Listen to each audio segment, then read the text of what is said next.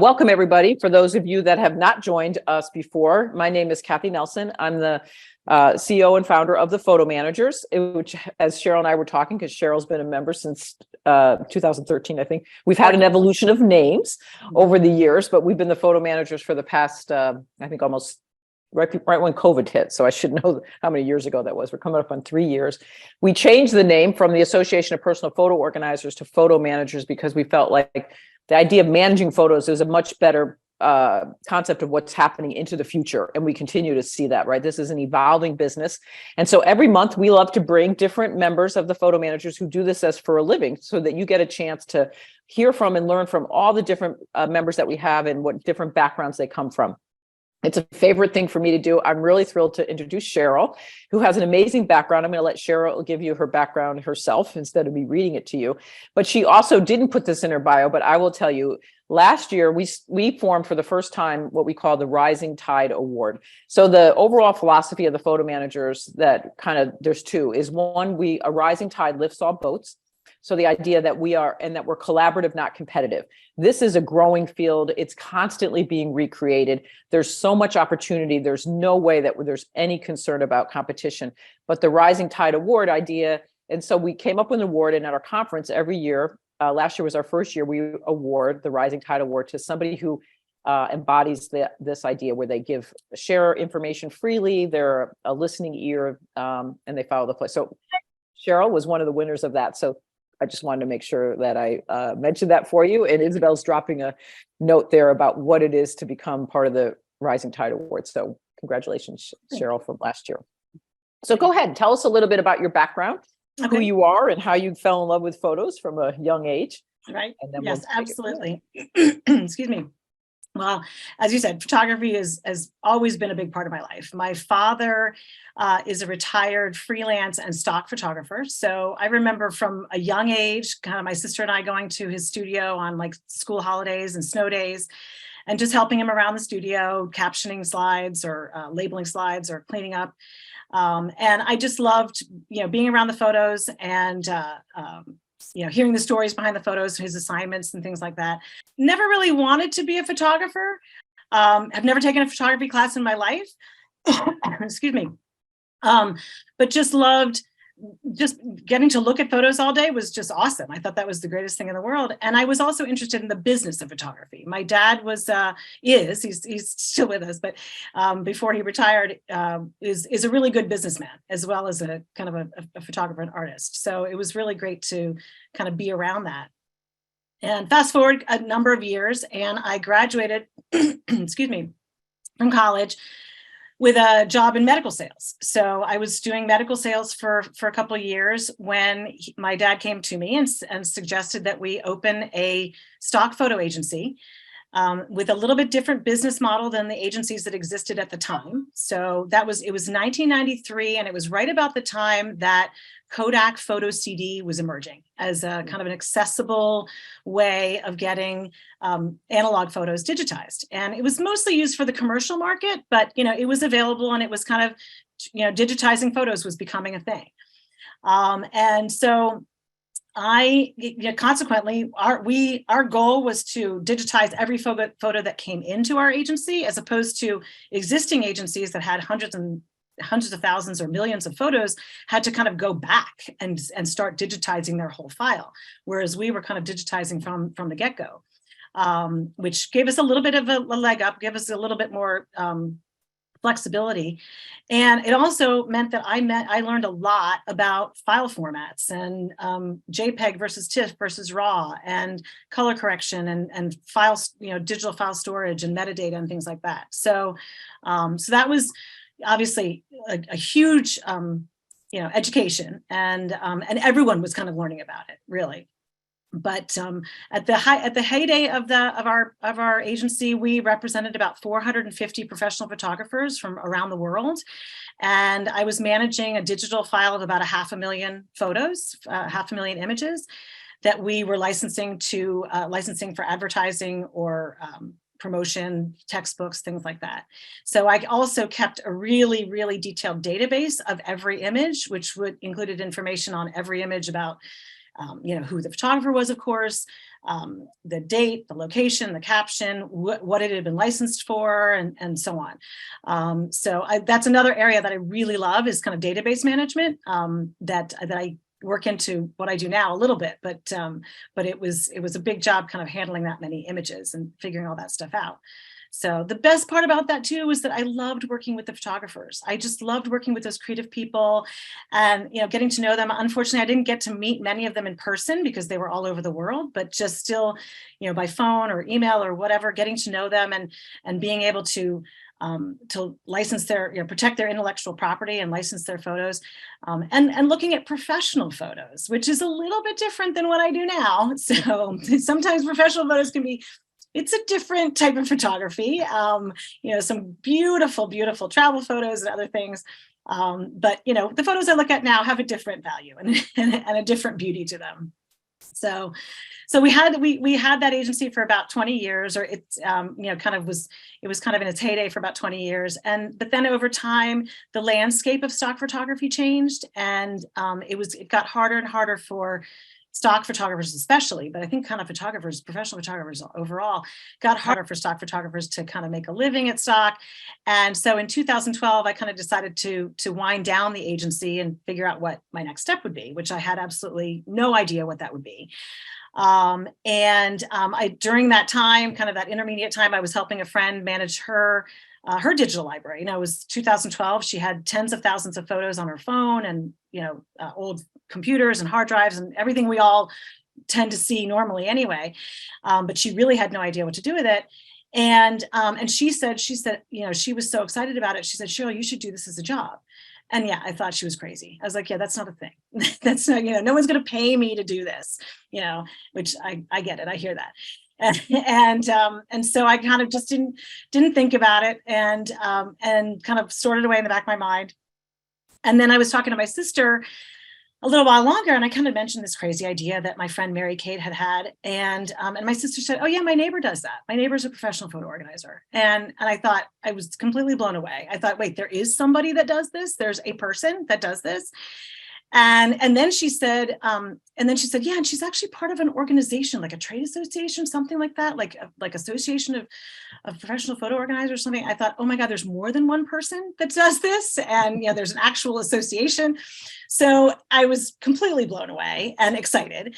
And my sister put me in touch with the woman. I spoke with her. I don't actually think she does it anymore, but I spoke with her at the time. And then my next call was to Kathy, and became a member of APO at the time in 2014, and launched my business, and started by organizing my own photos. I cleaned out my parents' attic and got all my own photos of my childhood, bought a scanner, and then probably started with some friends that hired me for small projects, and it just kind of snowballed from there. And the rest, as they say, is history. It's been pretty consistent. And what's the name of your business, Cheryl? My Memory File. My Memory File. So I love, the reason why I love doing these interviews every month is the different ways that people come to this business, right? And find their way to us and realize it is a thing. And in 2013, 14, they were saying we still get that mostly. Wow. Like it's a thing. It's a thing. So right? Somebody actually does that. So Cheryl, tell us a little bit, first of all, what is it that you focus on with clients, and how do you find your clients? So, as far as what I focus on, like the services that I offer or things that I certainly do print organizing and digital organizing. I will do books, though I don't consider it to be my forte or a main part of what I offer. Scanning, certainly camera scanning, which I have to give a little shout out to camera scanning, that changed my life. I don't do video conversion. I am more than happy to source that out, to farm that out. But the main way that I get clients is, I have to say, like 95% of my clients come from word of mouth. I know for years, especially in the beginning, because it kind of really took off pretty quickly, and certainly I wasn't doing it full time pretty quickly, but the clients were pretty consistent and steady from the beginning. And And I always felt guilty when someone would ask me what my marketing plan was. Like, what does your marketing plan look like? Because I just don't have one. And I would feel guilty saying that, because you're supposed to have a marketing plan, but I just never had time to do one. And I was, thank God, thankfully, luckily, I was always busy enough that I just never was willing to put aside billable work to create a marketing plan, even though it still probably would have been wise, because again, you never know if, and I used to think all the time, is this project going to be my last? Is this client going to be my last client? Did I just get lucky? And, and then I'm going to have to figure out a way to get more clients. But I guess through word of mouth, it just spread quickly, and I just never, kind of never had a break. So, and are your clients mostly local to you? Where are your clients coming from? Are they mostly in the Maryland area, or do you do remote digital photo organizing? Yeah, no, most of them are local. I do have some remote clients, either that heard about me from a family member or a friend. I just actually finished a project for someone who shipped me all their prints from California. But for the most part, it's local, the Maryland, DC, Virginia area. And but word of mouth has worked great for me. And I have gotten a little bit of business, some clients from professional organizers, like home organizers, that I've connected with. And of course, they don't want to do the photo part, so they forward that to me. But it's not, I wouldn't say it's not where I get a lot of my business. But I would say there's a couple things that I've always thought about, and that I've thought someone must have told me early on when I started the business, that kind of stuck with me and have really held true, and it cost nothing to promote my business. And the first one is, and many of you may already know this or may know these things, but I just always think about them, that the first one is to put your business signature at the bottom of every email. No matter who you're sending it to. It could be for the soccer carpool, or to the painter that's painting your house, or whoever. Has nothing to do with photos, but and make sure that obviously your job title, whatever you put as your job title, and at least your email, your email, even if you don't have a website, is on there.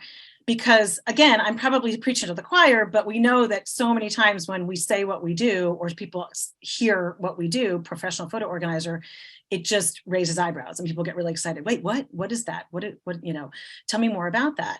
And I've definitely gotten emails from people that I sent, again, let's say it was a soccer carpool, and I just sent an email about who's picking up. And I've gotten a response from somebody who said, "Oh, you're a photo organizer? ? Like, tell me more about that. What does that mean?" And because people just don't really, they never even heard of it, don't even know it's a thing. And another one is to talk about your business every chance you get. I remember someone telling me that, and I've never been very good at self-promotion. I've never been good about tooting my own horn, or kind of talking about, something that I'm doing. But I've forced myself to kind of just talk about my business every chance I get, get used to picking up on cues and conversations that you can, kind of say, wedge in that you're a professional photo organizer.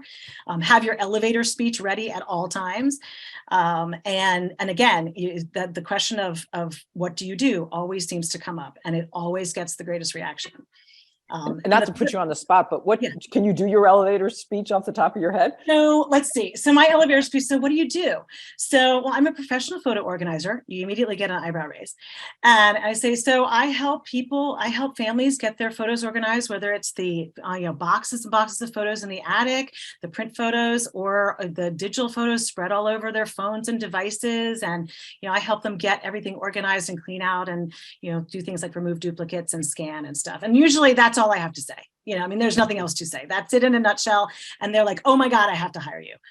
Clearly they don't always end up hiring me, but they're just so excited to hear, and even if they don't hire me, they know now that we exist. And when they're talking to their friend, we all know how word of mouth works. They're talking to their friend, and their friend is having problems with their photo, and they mention, "I met this woman the other day that does this," and and so it just kind of spreads and spreads and spreads. One of the things that I get really the most of my business from is local listservs, which, if you're not familiar with the term listserv, it's kind of like Nextdoor, or kind of like an email group that someone sets up for the group, whether it's your neighborhood, your HOA, my kids, I have a listserv for each one of my kids' schools. And it's just a place where people obviously have something in common and can go on and ask questions, or, my neighborhood listserv, they'll go on and ask, for recommendations of landscapers or dog walkers, or does anybody know where I could get my photos scanned? Things like that. And then you've got this whole collective of knowledge that people will chime in and say, well, yeah, try this place, or yeah, I know this woman that can do that, and things like that.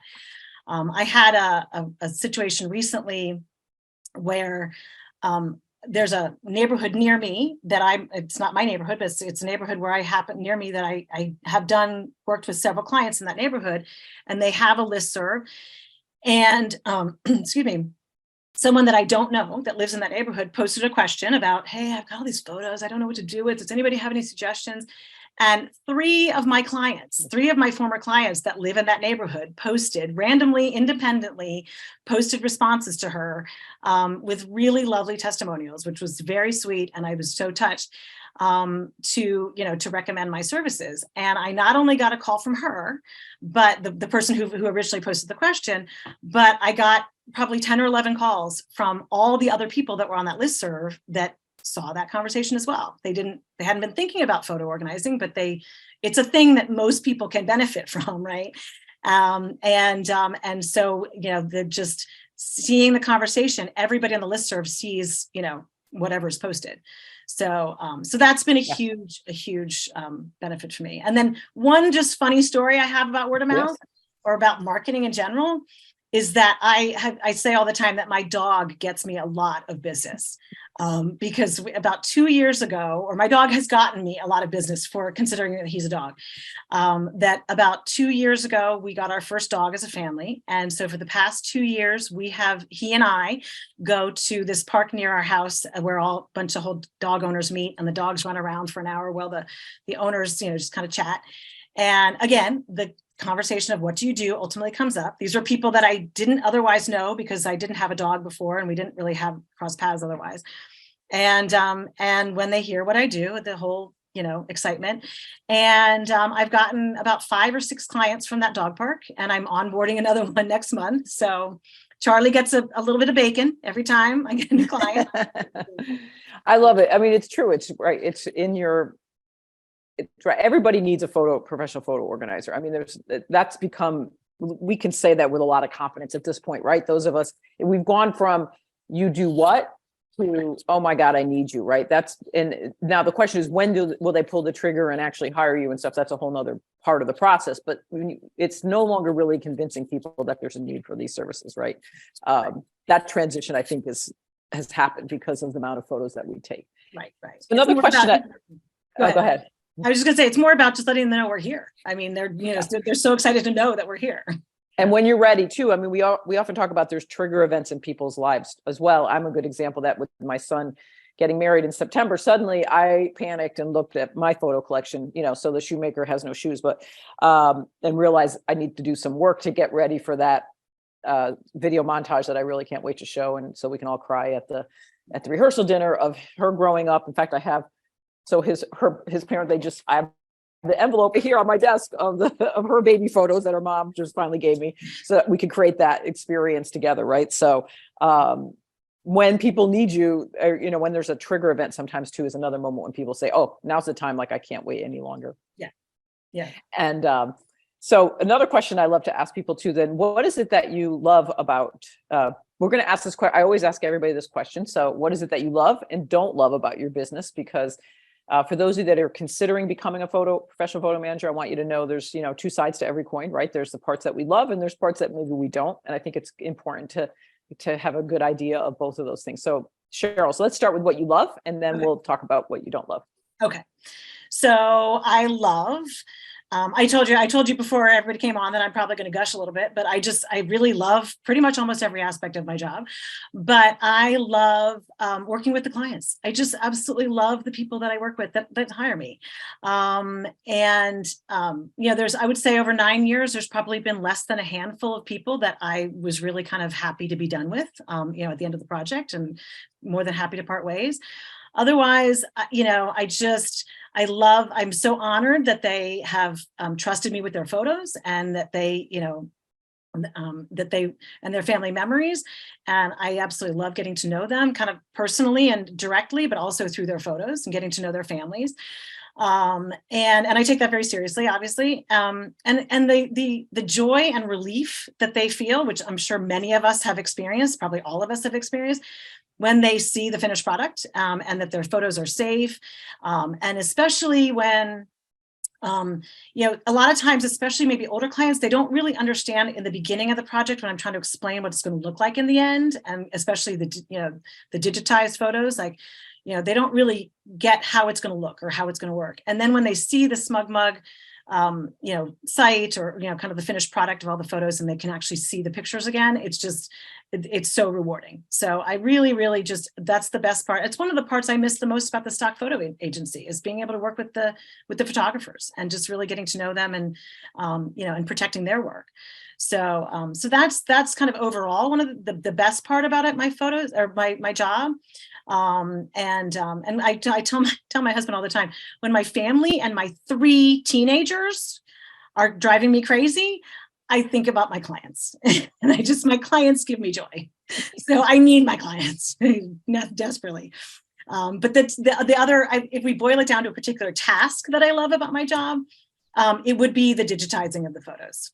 Excuse me, the old print, or the old color and black and white photos that are probably faded, or, that I can kind of bring back to life after scanning them, and people haven't looked at them for years. And that's the best part, scanning those teeny tiny little photos that sometimes you find in collections that you can't even really recognize who's in them.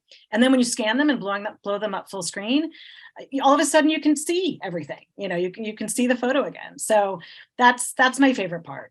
So I love it. That's, yeah. And that satisfaction in, again, just because I got off the phone with somebody who's thinking about joining, he didn't, I don't think he knew about this call, but he was really excited, and he was asking me, but what is it that the client gets? Like, what, he was trying to get me to verbalize. I said, yeah, it's not about organizing, right? So when you talk to your, most people, I'm like, that's kind of like saying you're gonna watch paint dry in a way, like organizing, right? But it's the outcome. It's like what you were saying. Can you just describe a little bit more about when you're talking to a client, like what will the outcome be? Like, what does that mean that you're going to get what does it mean to have your photos organized? Do you have a way that you kind of help them visualize that experience? Right. So, and it's hard, and it depends on the client. And again, it kind of depends on the age of the client, right? Some people just don't even really understand what digitizing even means. They really don't get it. And so obviously it depends. Excuse me, 1 second. Obviously it depends a little bit on what we're starting with and what the end goal is, right? But on the assumption of most projects are starting with, some print photos, and digital photos, I just try the best that I can explain to them, that we will get everything organized by, in my case, mostly chronological is what I prefer to excuse me, to sort by. And the scans would be organized the same, basically mirroring the digital or the print organization is, and it can be hard to kind of explain what that means, and explain how I'm going to name the files and date the files depending on their knowledge, understanding. So really what I try and do more than anything is just quickly do like a sample for them. Maybe it's like the first year, or maybe there's some sub collection of photos, that they have that I can kind of scan and show them what it means, and that just helps them visualize more what the end product is going to be. Right. The most everything will be all back. Yeah. Right. It's I like that idea that you do like a little example though. That makes sense.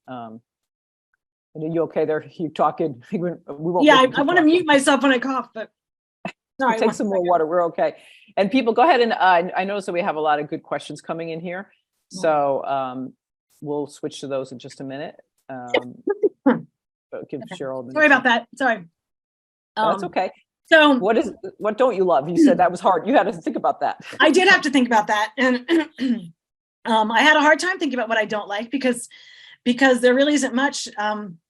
That I don't enjoy, but then it dawned on me that, yeah, it's technology. When technology doesn't work properly, that's what I don't like. When the hard drive fails, or the iCloud library is taking forever to sync, or the software doesn't work the way I think it should, that's where usually everything comes to a screeching halt. And I don't have an IT department, as most of us don't, that I can call and to come and fix it. And so, kind of everything comes to a stop and standstill until I can figure out how to solve whatever the problem is. So that's my most frustrating days. I'm usually, moving along at a good clip and being super productive, and then something happens and, it just brings the whole thing to a standstill. One of the ways that I've been able to deal with that, though, or just how it's worked out, and one of the ways that I kind of counterbalance that is that I usually have multiple projects going at once, kind of concurrently. And it's usually a mix of print and digital projects.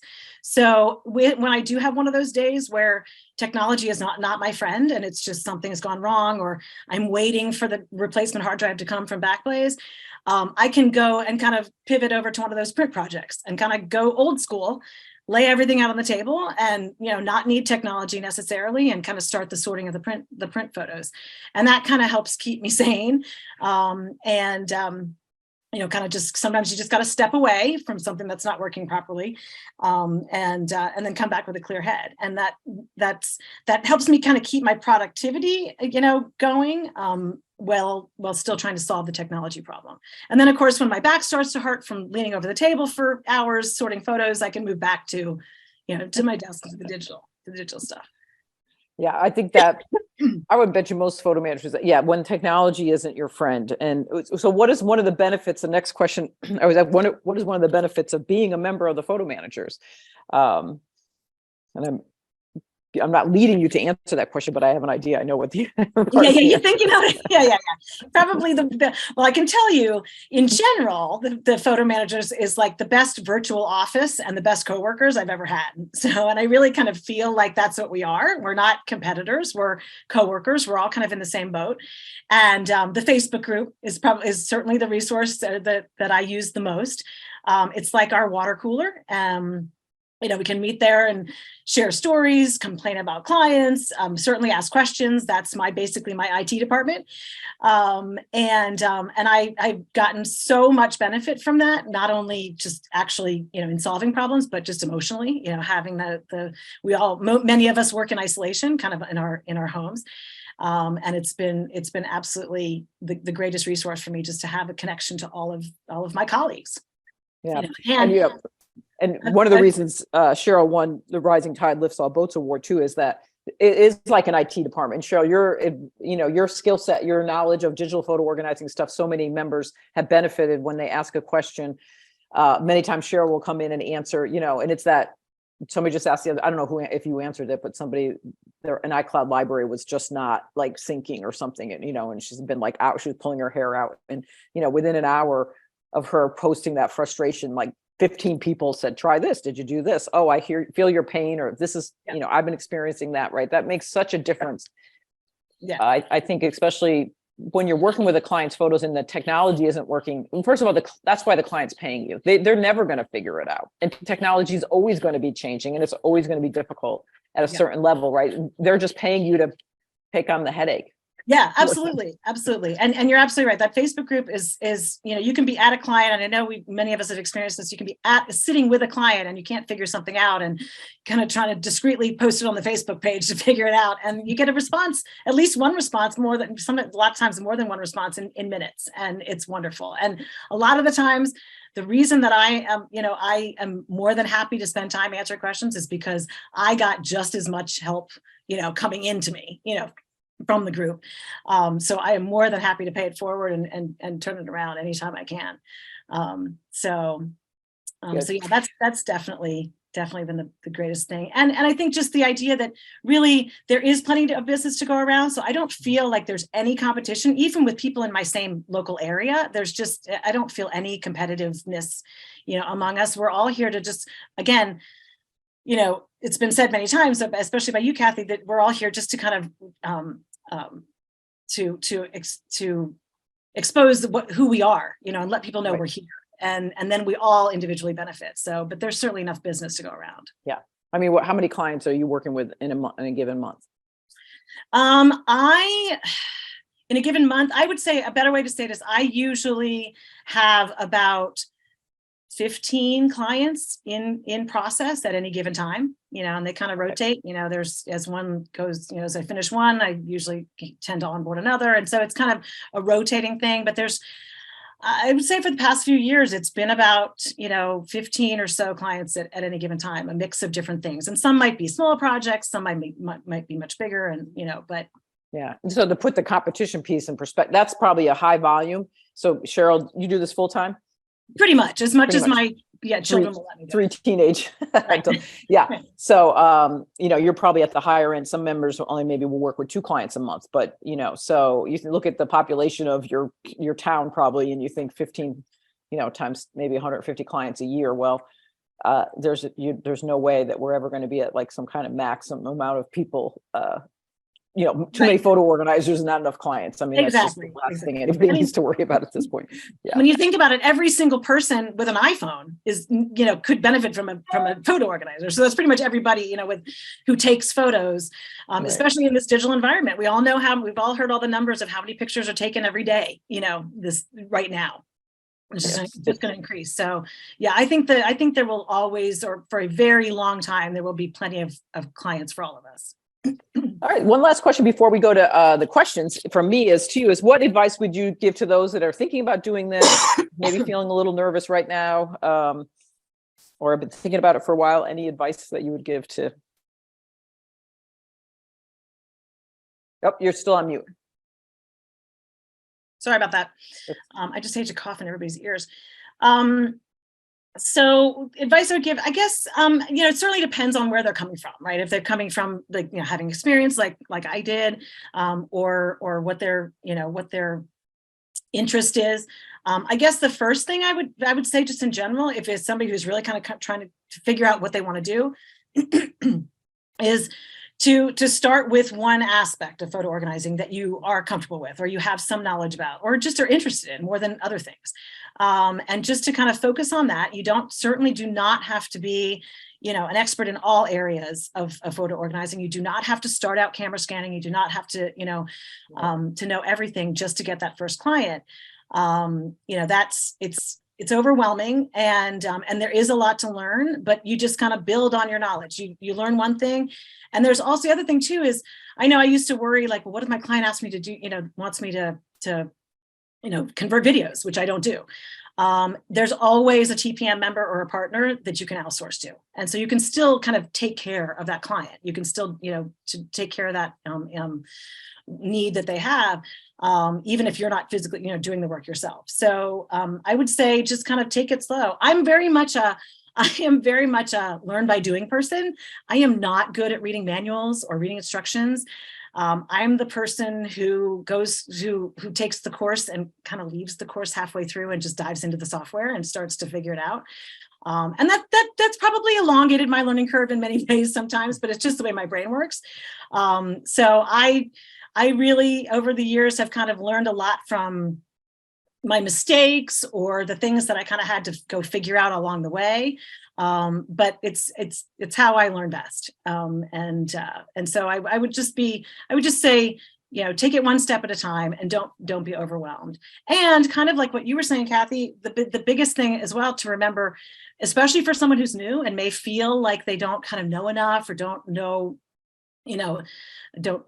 wouldn't be considered an expert yet, is that you already know more than your client does. You know, and that's why they sought you out. That's why they hired you, is you already know, even though you know what you don't know, or you worry that they'll figure out what you don't know. I used to worry that my client might figure out I'm a fraud because I don't actually know, everything about whatever it was. But I'm always willing to figure it out. And so you always hear people say, when your client asks you a question, tell them, yes, I can do that. And then go and figure out how to do that. And that's fine. And that there's no shame in that whatsoever, because they hired you because they don't want to figure it out. They might be, they might be able to actually, if they took the time. It's not that they're not capable of figuring it out, but they don't want to. So, that's what they're hiring you to do. So, just don't be intimidated by the idea that you maybe don't know everything you think you should. Yeah, that's the best advice. And think about one way that kind of press that issue home is think about in your own life in situations where somebody has said to you they didn't know, but they had to go figure it out, and you probably were fine with that. So I can think of examples when I was first starting out. I'm kind of, I remember my hard drive had crashed or my computer, and those are the days when you'd call like the Geekette squad, the guy down the road who could come. And I never forget sitting there and him getting on the phone, calling the support desk of like installing some software, and walking him through the steps, me standing at the side of my desk, he's sitting in my chair watching him. And at the end, he charged me like his $150. He didn't, an hour or whatever. He didn't apologize. And I didn't think he should apologize because I was so glad he was sitting in the chair following the instructions instead of me. And so it's okay to even admit to your client that you don't have all the answers, but you'll go find it out. Most people are going to be like, oh, good. Let them think through all the process of what they're hearing and things like that. So I think that kind of attitude really will help you get over that imposter syndrome. I think that a lot of people can experience, especially because the technology does keep changing. So, we don't know tomorrow, Apple might just decide that they're going to change. They've been working for the past 2 years on their Photos operating system, and they haven't told us. And tomorrow they could just let everybody know, just like Shutterfly did recently, right? Shutterfly said, you know what, starting by March 15th or March 29th, I forget the date, no more shared albums. Or Costco.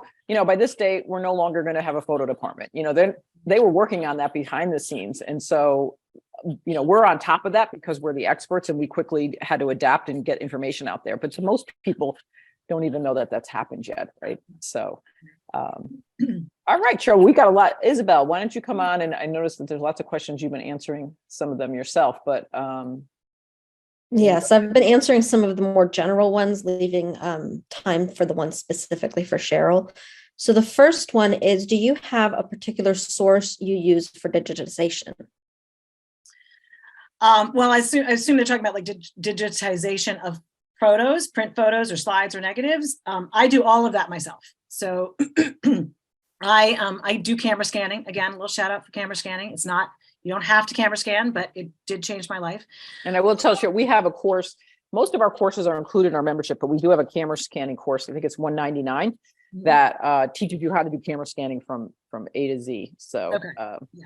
And just to be clear too, even though I kind of came from this photography background and I understood what JPEG and TIFF and resolution was, I did not know how to operate a camera. So that was not something that, I had to learn that with camera scanning. And quite frankly, I still don't I really just know the basics of what I need to know for camera scanning. But that is how I do all my digitizing, scanning, whatever you want to call it, of pretty much any photo format, print, slides, negatives, documents even. So you can pretty much, anything you can take a photograph of, you can digitize. If you're asking about video, which is what I don't do, I have a couple local resources, people, that I use to convert video to like VHS and 8mm to MP4. So I hope that answers the question. And what would you say the biggest change has been to your business since you started? Let's see, the biggest change. I mean, certainly, not to beat a dead horse, but I mean, probably camera scanning was the biggest change to my business, and the biggest change for me. And also created the biggest change. It created the biggest change in my productivity and results. So I think that honestly was kind of the biggest thing that I had to kind of go through to change in adding to my office or my services. I just made a note too about that with the camera scanning and stuff too. So remember, Cheryl's talking about like over the course of her business and stuff. So some new members, we try and recommend to a lot of new members, you start with a basic flatbed like the Epson D600 as a great way to get started, and because you're learning so much at the same time, and then a lot of people will then move to camera scanning, just like Cheryl did. Like you didn't start out camera scanning. Absolutely. Right? It was a process of as you built your experience and things like that, there'll be more and more, you'll add more and more skills to your of course, at this many years of experience, right, you're at the top of your game in a way, right? Doing Yeah, maybe, things. hopefully. I'm getting there at least. But yeah, no, to be clear, Kathy's absolutely right. I started with two speed scanners, actually. First the Kodak PS50 and then the Epson Fast Photo, which I still have. But I haven't taken down since I made the change. But no, that they were, and there's no question, the learning curve on the speed scanners is way lower, much smaller. So I don't disagree with her that unless you are really familiar with using a camera, or maybe even a camera scanning setup, that the speed scanners are a good place to start, and not a huge investment. Right. Yeah. So yeah. And how important is your website to your business? Honestly, I would say, well, I'll tell you what, I think very, very few people find me from my website. So I've had one or two clients that I know of in the past 10 years that have said they Googled me and therefore found my website. Or Googled, photo organizing Maryland or Bethesda or whatever, and found me that way. But I honestly don't know how many people really visit my site. I would imagine that there's a certain number of people that once they've found me, they go onto my website to read more of what I do, what I offer, read testimonials. I do think the testimonials, I have definitely had people say, wow, you've got a lot of great testimonials on your site. So I know that those people are looking. So I think as a way of finding me, I don't think my website does a lot to help people find me. Or I guess I should just say, I just don't think people are looking for me or finding me that way. But I do think it's probably good to have it just so that people can kind of, when they say, wait, photo organizer, what does that mean? They can kind of go on and check it out, and testimonials are great. I mean, again, if you can get some good testimonials on your website, that speaks volumes as well. So I will say I try to have a blog on my website. I can't do it. I just can't. I cannot continue, be consistent in posting, blog entries or blog posts. So my blog is pitiful on my website. But I think people more, at least my sense is that people use it just to kind of get a sense of what I do.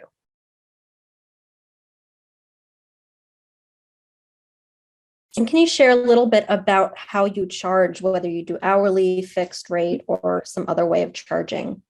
Yes, I charge hourly. And when I first started out, I felt strongly that people needed to know what the entire project was going to cost before we started. When I hire someone to paint my house, I want to know how much they're going to charge, and that's what I'm going to pay them. And so I really felt like, people need to know what the whole thing is going to cost. And so I tried to figure out, I did some test projects, and I tried to figure out kind of on an average per 1,000 photos, what it cost me in time. And I would quote that. I was wrong every single time. It always took me longer than I estimated. And so that didn't work. And so consequently, I just went to hourly, and I just explained to my clients, I said, there's no way for me to know how long this is going to take. I mean, there's going to be little hidden surprises that I find, or, until I can really get deep into it, I really can't know the whole scope of the project. And so my clients are good with that. And there's some clients that say, I don't care, just bill me at the end. I don't care how much it costs. And I love those clients. But then, the average person is kind of wants to keep things under control and wants to at least know what it's going to cost at different stages. So I basically just say, look, I'll check in with you. Let's determine together a number of hours that you're comfortable with, and I'll check in every however many hours, 6, 7, 8 hours, whatever. And I'll let you know where we are. And I'll let you know, is it taking longer than I expected? Faster than I expected? This is what I've gotten done for this amount of hours. And they're usually fine with it. It's kind of, I see it as a little bit like a backwards way of doing the package pricing that I think a lot of photo organizers do, where they kind of have clients prepay for a certain number of hours. Which is totally fine. And basically, essentially the same thing as what I do. I still have to kind of stop at that number of hours, whether they've prepaid or not. I still have to supposedly stop at that point because they've only agreed to pay that amount of money up to that point. But, it's usually very hard to stop smack in the middle of a particular step in the process. So I'll work to a reasonable stopping point and then go back and kind of check in with them. But it's never been a problem. But bottom line is I can't figure out a way to do it anything but hourly. Even the scanning part, which is somewhat rote. I know there are people that scan per piece for scanning, whether it's slides or negatives, they've got different pricing. And even that I do hourly, because I still find that there's different, every scanning job is a little bit different. Some pictures just need, more attention, or there's more dust, or or more color correction or whatever. So, it's interesting, Cheryl, at the conference this year, for those of you that are new, if you can come to our conference or join us virtually, the conference it's in like 6 weeks in Orlando. You're welcome to join us. We have over 20 breakouts, and this year the theme is the nuts and bolts of photo organizing. So we actually have two people doing camera scanning. Scanning. They're going to bring all the scanners. We're going to show camera scanning, digital. They're going to show. We have it all there. And what's interesting is Kristen does it by hour, I think, and Chris Souther does it by piece. But at the end, they're going to demonstrate, and I think it's going to come out. I think they realized it comes out about the same. It almost doesn't matter at the how those prices change. So some people choose per piece, some people. Anyway, that's just a little. It was interesting talking with them about their presentation and how they both approach it differently, but they both end up usually at the same place with their clients. So. Right. I'm not surprised by that. It's, I think for the most part, it probably does come out to be about the same. The same. Yeah. And just what you're most comfortable with. Yeah. And Cheryl, you'd mentioned that you outsource the video conversion piece. Are there any other services that you outsource? Not that I can think of. Nothing that I've come across that I've needed to outsource. Yeah, I think that's pretty much the only thing that I've ever taken on. There may be other aspects of projects that I don't even really handle. That I would need to outsource, but that's really the only thing that tends to come up in addition to the print and photo, the print and digital organization that clients tend to have, that I literally have no interest in doing. No interest in the learning curve or adding that to my suite of services. So I'm happy to outsource it. And as far as sort of your work week, how many hours do you usually spend working in your business? Not as many as I'd like. I have 3 kids. They're all teenagers, so they're pretty much self-sufficient, but there still seems to be something that I have to manage on a daily basis. I would probably say I get a solid 20 to 25 hours, maybe 30 hours on a good week of work, and that's mainly working Monday through Friday during the day. And then of course, a lot of, number of times I go back into my office. I work from home, so I can go back into my office after dinner and just kind of finish things up, or whatever. But that's about it. I really would love to work full time, 40 hours, but I also volunteer at my kids' high school and, all that good stuff. So, which I love doing.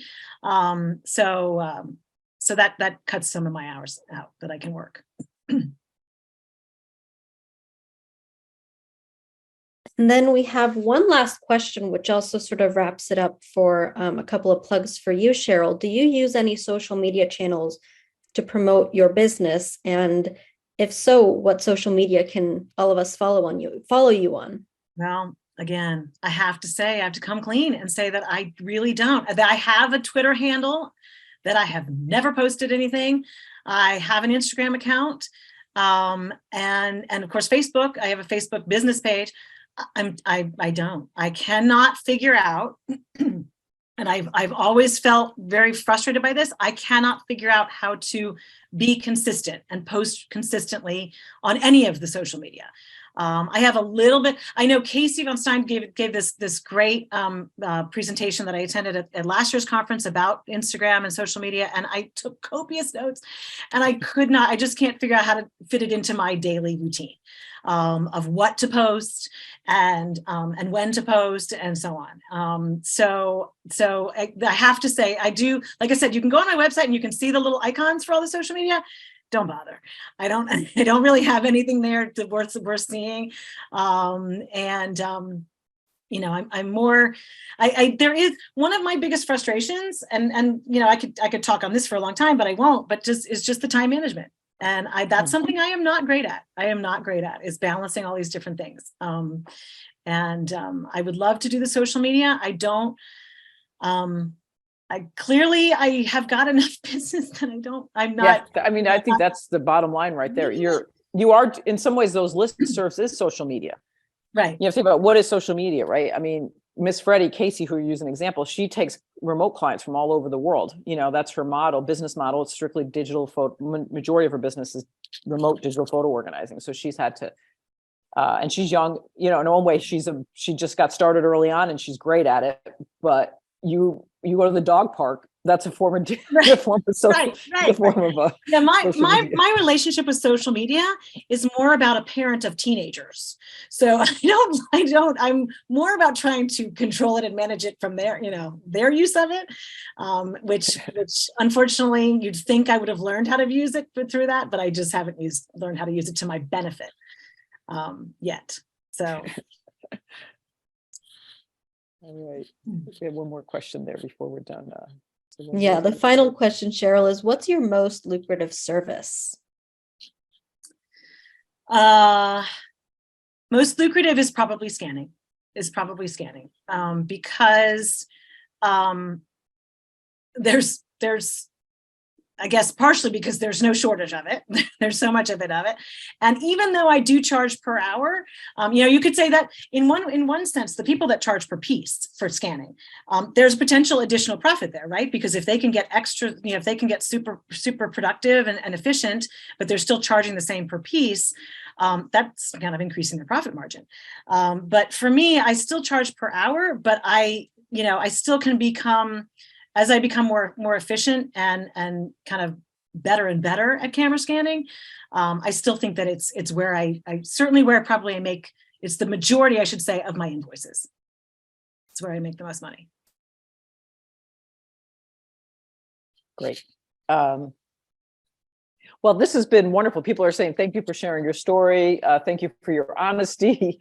You know, just thank you so much. I think, you know, again, each month we do this. I forget who's next month. Isabel, we probably have that set up. I forget who's next month, but we don't entirely, because we had to switch some things around. So it's between two people right now. So I can't give a specific name.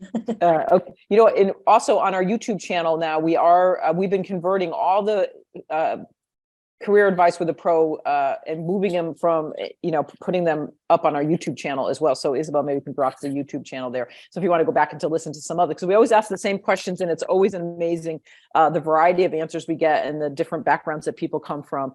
And so Joanna says, thank you. I love the part that you're so fond of finding your clients with your dog. Thanks to your dog. I agree. Thanks for sharing. So again, lots of really nice messages. So thank you so much, everybody, for your time. We really appreciate it. And Cheryl, thank you for your time as well. You did a great job. My pleasure. Thanks for having me. Get your water there. Thank you for joining us. And take care, everybody. We'll see you. Hope you'll be joining the photo managers and joining our organization, or stay in touch with us through all our social media channels as well. Okay, everybody. Bye-bye. Thanks, everyone. Thanks so much, Kathy and Isabel. Okay, bye-bye. Bye-bye.